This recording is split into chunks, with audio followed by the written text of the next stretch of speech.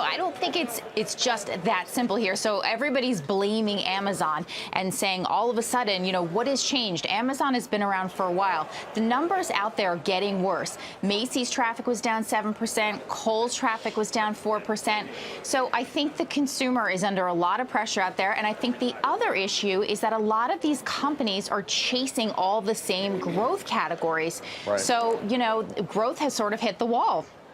Courtney, Morgan Stanley also out with a fascinating note this morning about the Amazon impact. Right. Basically sees Amazon and the department stores completely changing hands here. Says, Amazon is 7% of apparel sales now. It could go up to 19 or 20. And the exact opposite happening with the department stores. Yeah, so I don't want to say that I don't believe Amazon could do it, because certainly they have exerted pretty strong dominance over many categories. But clothing and apparel is tricky because online returns for clothing is something in the range of 30 to 40%.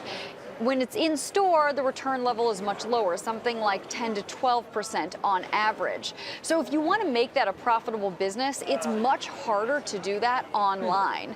And you've got a lot of people that don't love going to the stores, but they also don't love dealing with the returns or getting a sweater that doesn't exactly look like the quality they expected, and fit, of course, is going to be an issue. That doesn't mean that Amazon isn't taking share, but I don't think it's as easy as pulling someone to shop on Amazon for clothing as it is to shop there for toothpaste. More broadly speaking, Stacey, I've been saying for years, and it's not some brilliant insight on my part, but there are just too many retailers out there.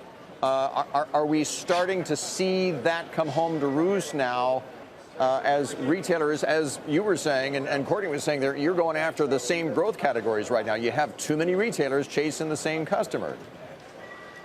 Bill, I think that's a great point. And while there are store closings starting to trickle down, we need a good 25% square footage haircut in general to the space. And the other thing Courtney pointed out, obviously, is very important, which is not only is Amazon going to struggle with the exchange and return rates, the companies that are transitioning online, like a Nordstrom, 20% of their business is online, they're struggling with the higher cost of being online and the higher cost of dealing with exchanges. At the same time, their brick and mortar operating margins are going down due to lower sales and higher rates paying their salespeople.